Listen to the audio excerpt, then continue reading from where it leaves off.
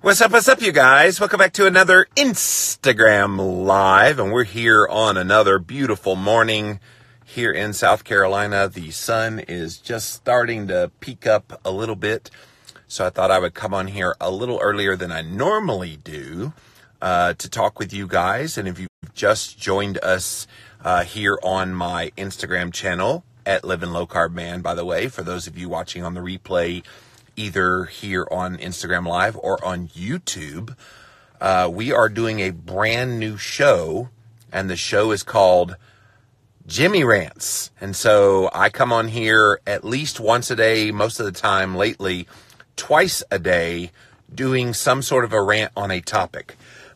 Because a lot of people have asked me, hey, we need content that explains why keto is good for certain things. And so we're trying to fulfill a lot of that content need that people want. And plus, this gives me another outlet for sharing information and getting it out there. So if you're watching this live, thanks for being here. I see all the usual suspects are here. So thank you for being here to all my faithful followers. If you're watching on the replay, thanks for watching. And if you're watching on YouTube, again, thank you for watching.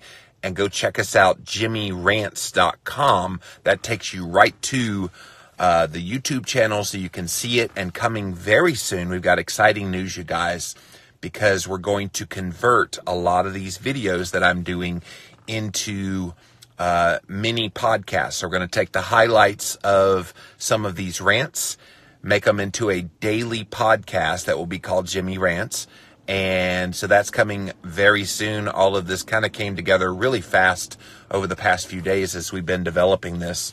So, yay, we have new content to share, and I'm really happy to be here. So what I have been doing lately on the Jimmy Rants episodes is touching on some particular subject. So today's subject is about the fear of fat. Because if you ask most people about a ketogenic diet, their very first question and their very first concern turns to the fat that's in it. And I read a lot of articles, both pro and con, regarding the ketogenic diet. And most of the anti-keto articles tend to focus obsessively about the fat content that's on a ketogenic diet. Now, here's the thing. Sometimes they'll quantify how much fat is in a ketogenic diet. So oh my gosh, these people are eating 75 to 80% of their diet as fat. And of course, when people hear that in their head, they go, wow, that's like 3/4 of my plate is like what, butter just oozing all over the place. Not realizing that fat is over twice as many calories as protein and carbohydrate. And so when we talk about 75% fat, or even like 70%, 65, 70, whatever your fat is that comes out to be as a percentage of your calories, it's a percentage of the calories, not actual quantities on the plate. So that's one way, one strategy that you can try to overcome this whole fear of fat on a ketogenic diet, for example, is that it's not 3/4 of your plate. It's 3/4 of the density of the calories that are on your plate, which in actuality turns out to be maybe 45 to 50% of what's actually on your plate. And of course, keep in mind, foods aren't just macronutrients. Foods are usually a whole bunch of things. And so food has fat, it has protein, it has carbohydrate, it has fiber, which is in the carbohydrate category, it has sugar, which is in the carbs, so forth and so on. And then you've got quality of fats as well. And so you've got avocados have monounsaturated fat.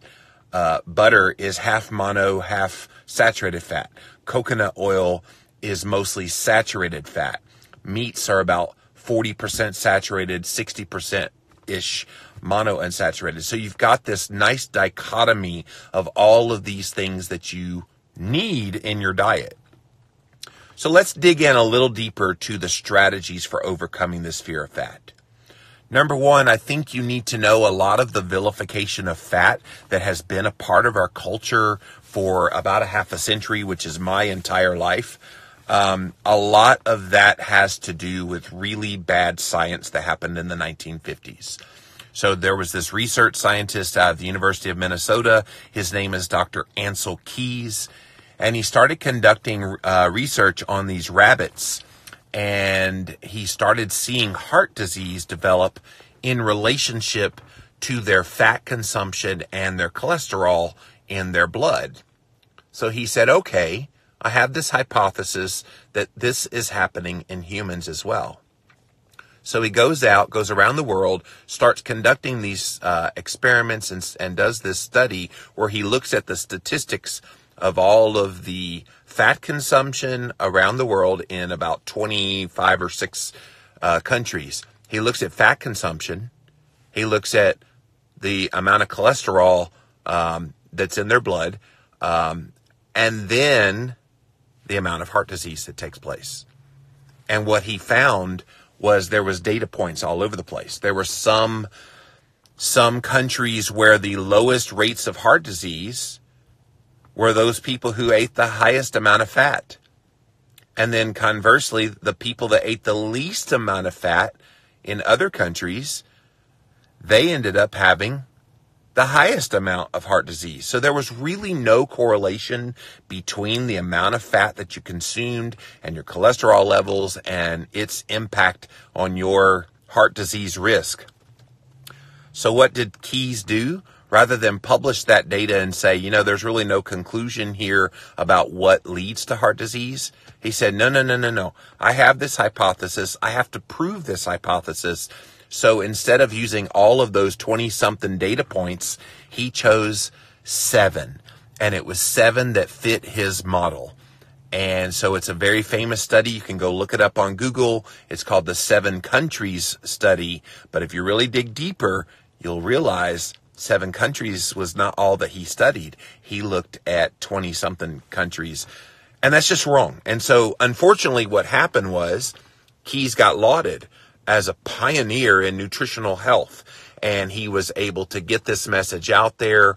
He was able to influence organizations like the American Heart Association, who bought into his theory, the American Diabetes Association, who bought into his theory, and even it got all the way to Washington, D.C., and our government, when George McGovern then brought it up before Congress and said, hey, look, he's a senator, so before the Senate, and he said, hey, look, we need to be pushing for this for Americans to be lowering their fat so we can lower the risk of heart disease, because heart disease was starting to become a problem. Obesity was starting to become a problem there in the late 70s. They were starting to see issues happening. So guess what happened? We got the first dietary guidelines for all Americans in 1980. And we've gotten them every 4 years ever since. And they were predicated on a low-fat, high-carb, healthy whole grain diet. And what has happened to the rates of obesity and heart disease and type 2 diabetes and cancer? And I could go on and on and on with chronic diseases. That's right. They've gotten worse. And so if everything got worse when we cut the fat in our diets, and oh yeah, by the way, when you cut fat, there's only one thing you can really increase rapidly because you can only just eat so much protein.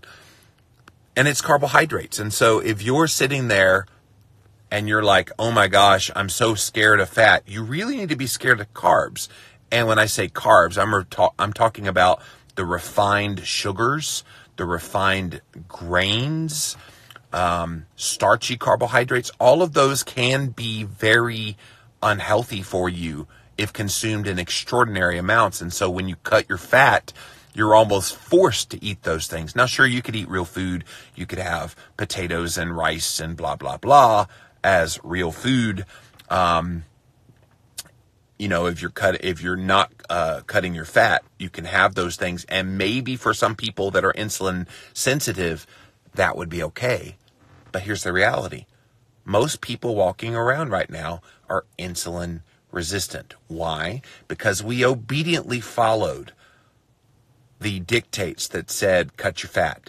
We obediently followed everything that told us that grains were a healthy part of our lifestyle. We did that. And what did it do to us? it messed up our systems. It messed up our metabolisms. It makes us so that even those real food carbs now are problematic for so many of us. And so the fear of fat is unfounded, is what I'm trying to say in this particular video. I don't want you to fear fat because it's just not going to harm you. And on the contrary, if it's combined with, in the context of a carbohydrate restricted diet, so you lower the amount of all that crap, the sugar, the grains, the starches, you lower that down in your diet, you maintain carbohydrate intake to mostly green leafy vegetables and non-starchy vegetables, maybe some of the nominal carbs that are in things like avocados and that kind of thing. And then you eat good quality sources of proteins, not chicken breast. That's not real protein, because you need the fat that's in with it naturally, and they've cut out all the fat in chicken breast. So you want real whole protein sources that have fats in them. So a good steak, a marbled steak, grass-fed steak would be really nice. And then fats to satiety. And so people start on a ketogenic diet and they think they have to just load their mouth up with fat bombs and drinking bulletproof coffee with tons of butter and MCT oil and coconut oil in it. And you don't really have to. You'll get there merely by eating foods in their whole state. And you'll get there as a result of reducing your carbohydrates, because all the cravings will go down and the fat helps with that. All the hunger will go down and the fats help with that.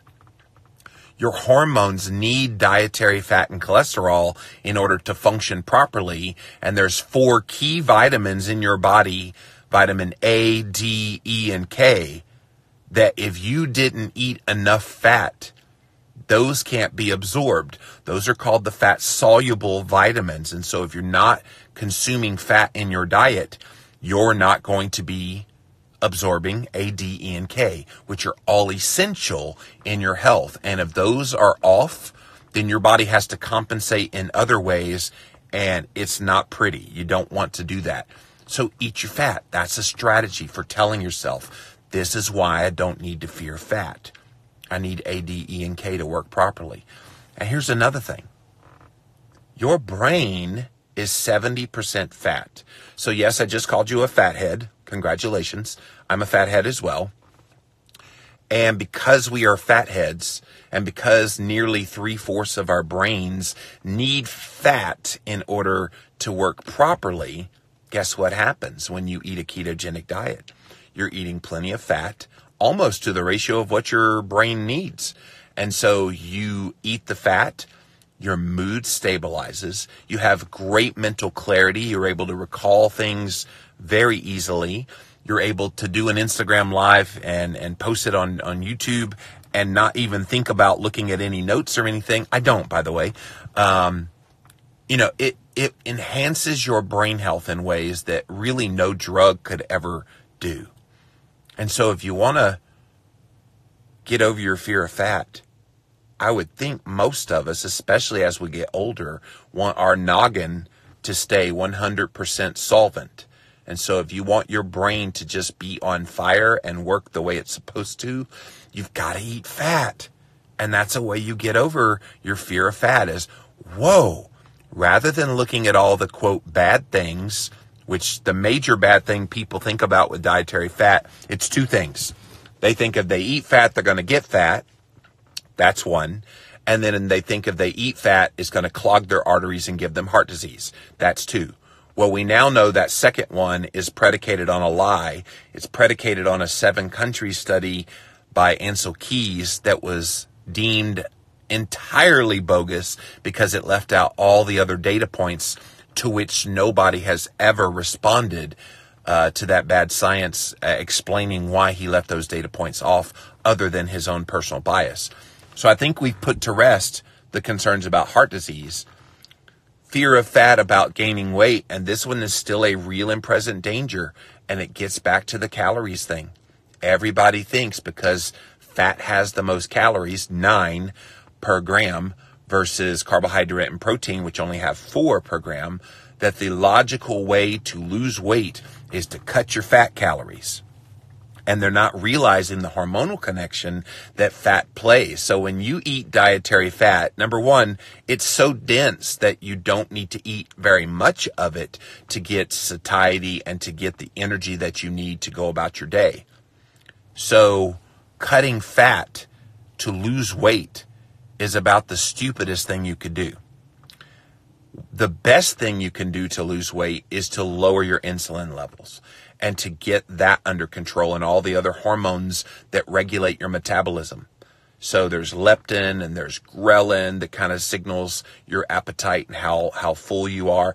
There's so many little hormones that are at play that if you're only looking at calories and not really paying attention to the quality of the kinds of calories that you're putting in your body, it's what gravitates people to go eat 100-calorie packs. Oh, it's only 100 calories. I can have this basically all crappy garbage Oreo cookies.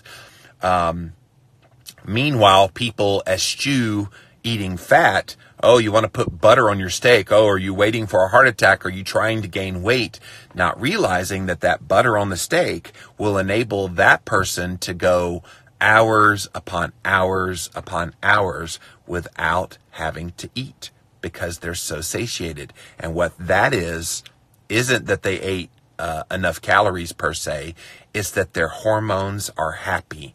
Their hormones are under control. They're able to control insulin, control blood sugar, control inflammation, lower blood pressure. All of these things that point to health happen in spades when you eat an adequate amount of dietary fat to satiety and reduce your carbohydrates. And so I think at the end of the day, you have to just get over the psychological block that might be in your brain about fat. Because, like I said, my entire life, we have been indoctrinated that fat is harmful to you and that we should fear eating fat. My mom bought into it hook, line, sinker in the 1980s. She was the low-fat diet queen. And she had rice cakes and fat-free this and fat-free that and Diet Coke and on and on and on. And today she is bigger than she's ever been in her life. She did do a brief stint of keto, but she was, and she's got a lot of issues I've talked about before with myasthenia gravis, having to take steroids, which puts on weight. But she had gastric bypass surgery. She's been just the epitome of the typical American who's been trying to do all the, quote, right things, and it's biting her in the butt because that was the wrong information. She feared fat for so long that it messed up her system really, really bad, and she's not alone. Here's another thing. When you neglect eating fat, your body has this thing called a gallbladder. And so the gallbladder's job is to produce bile to help you break down fats. Well, guess what happens when you reduce your fat intake? Your gallbladder goes, what the? And says, where's the fat dude? I got nothing to break down. And so that's when gallstones can start to develop. You can have sludge start to build up in the gallbladder. And before long, you'll have to have your gallbladder taken out. And a lot of people have done that. My wife, Christine, had her gallbladder taken out in 2006. And so now she has to take bile salts and digestive enzymes and all these things just so she can digest the fats that she's eating in her ketogenic diet. And yes, you can eat keto without a gallbladder. So as you can see, fat plays so many positive roles in your health. And fearing this positive thing in your diet that could give you so many benefits is just irrational. And so wrap your head around all the good things that fat do for your body, and it will help you overcome this fear of fat. So let's see what you guys have to say. Welcome in, welcome in, welcome in. Do a rant on how to address how much protein. That's a good idea. Definitely write to me so I can get that in the hopper. I was just reading up on the history of canola oil. Kat, thank you for mentioning canola oil. So guys, a lot of the fats that are recommended by the so-called health experts are things like coconut oil and vegetable oils. And the reason they recommend those has everything to do with what they do to your cholesterol. They lower your cholesterol. And lower cholesterol is not a good thing. I was just watching something yesterday where this lady was bragging about her cholesterol has gone down and it continues to go down. That's a good thing. I'm like, no, it's not. It's a very bad thing if your cholesterol keeps going down, down, down, down, down. Maybe I do another whole Jimmy rant just on that one. But canola oil, guys, go look it up on YouTube, how canola oil is made.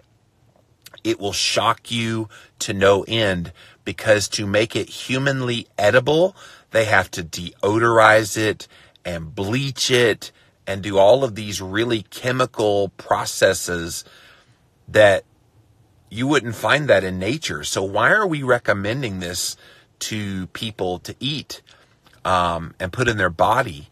And same with the vegetable oils. They're highly, highly inflammatory to the body. And yet everybody just brags about how you should eat canola oil and you should have vegetable oils like corn oil and soybean oil, and it's literally in everything. Go look at any packaged food and you'll see soybean oil, cottonseed oil. It's not pretty what they do to our food supply. And yet they want to poo-poo on butter and coconut oil and lard and tallow and all these really good, healthy, real food-based fats. It's just disgusting what's happened to fat, where the fats that are truly bad are being pushed as healthy, and the fats that are truly good are being pushed as really, really bad for you. It's bass backwards, as we say. All right, so let's see what else you got. Melissa says, been keto for over 6 months, going on Monday to the doctor to check my labs. I'm excited to see the results. And yes, Melissa, congratulations on doing keto for 6 months. If you have a few labs that are out of whack, I wouldn't get too worried about it. Email me if you want me to take a look at your labs. I'd be happy to help you. You can write to me through Instagram, or you can email me livinlowcarbman@charter.net. Literally, that's on all of my websites if you want to contact me. So welcome in, welcome in. What about chicken breast and then adding butter? Lugene Johnson. You can, but you still run into the problem of that's a whole lot of protein in one sitting, Lugene. And so a chicken breast has right around 40 to 45 grams of protein, depending on the size of the chicken breast that you're getting. If it's a small, like, strip of chicken breast and you're putting butter on it, okay, maybe. But you fall into the trap of thinking that you're getting less protein and more fat than you are. So be careful with that. I would opt for the darker meats, which tend to have more natural fats in them along with the protein. How do you figure out how much protein? Everyone claims so many different amounts. Ag. So yes, I will definitely do a Jimmy Rants on protein. And it is a source of controversy that's not going anywhere. I do think I have a pragmatic way of looking at it. So stay tuned for a future Jimmy Rants all about this particular subject.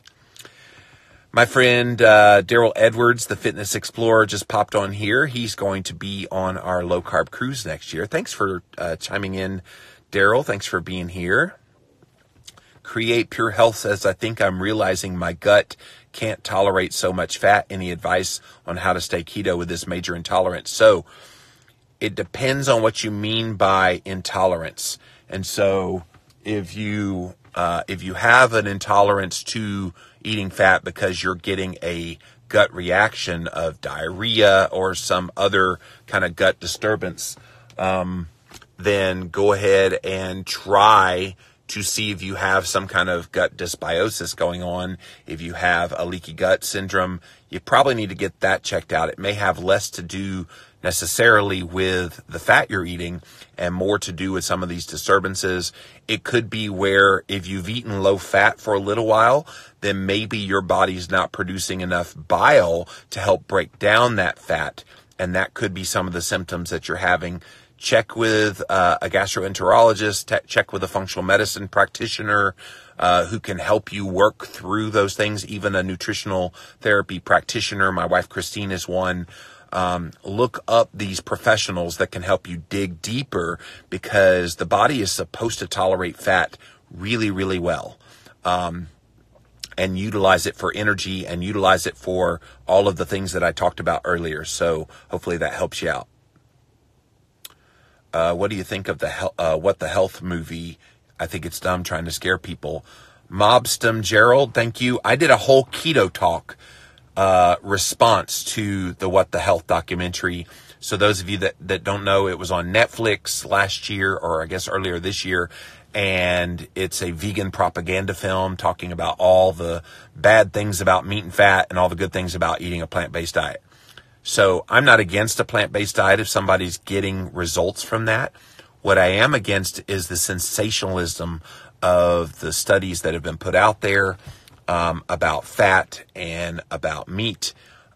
None of those studies that I've seen really conclusively say anything close to what the vegan propagandists are saying in films like What the Health. So go on Google, type in What the Health, and then my name, Jimmy Moore, and you should find my Keto Talk episode. I basically went point by point by point all throughout that movie. And yes, I had to watch it 3 times and had to do a lot of post-production work, but it was really worth it to me to be able to respond to some of the nonsense that was in that movie. So go look that up.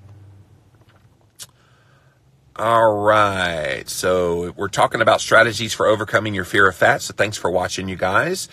It's best to eat to satiety and lower carbs to lose weight. Simple. Yep, that can be very effective for a lot of people.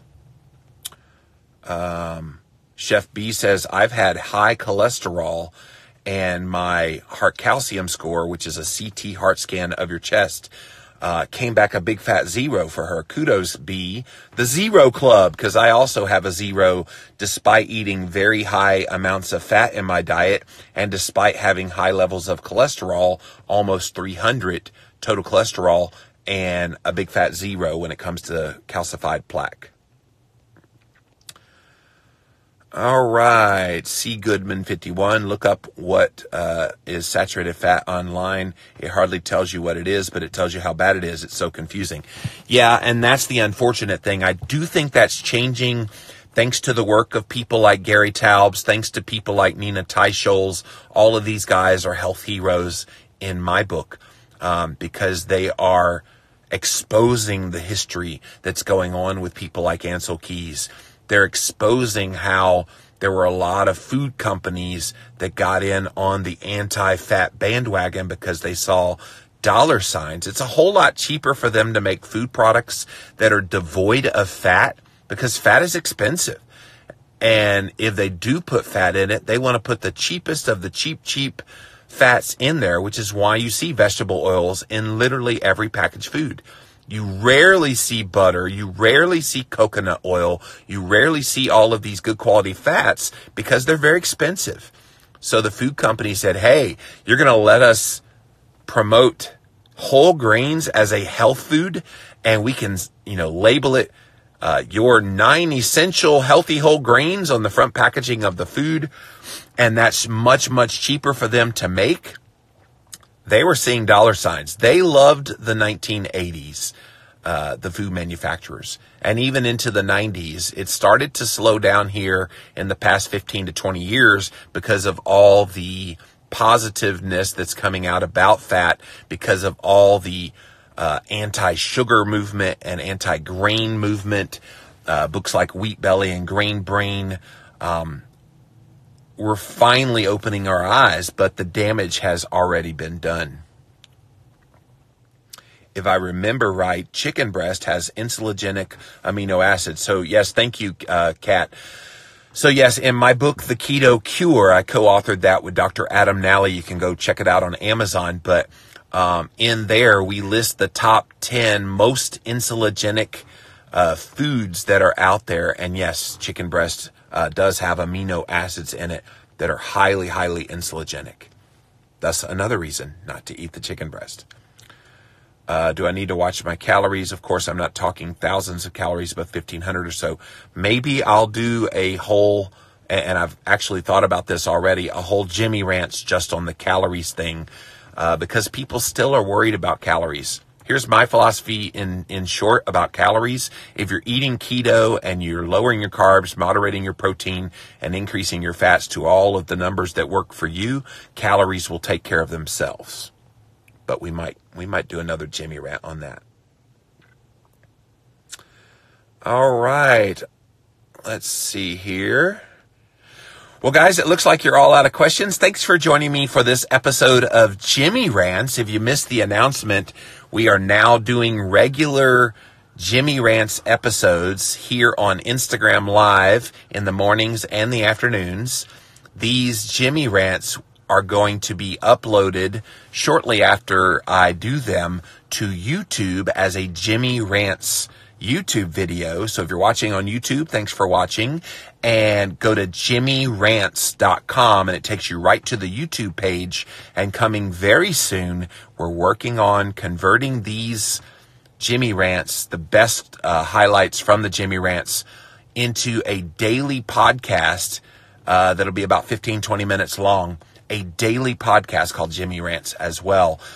Really excited to roll out this project to you guys. Thank you so much for joining us, and we'll see you guys again a little bit later on this afternoon.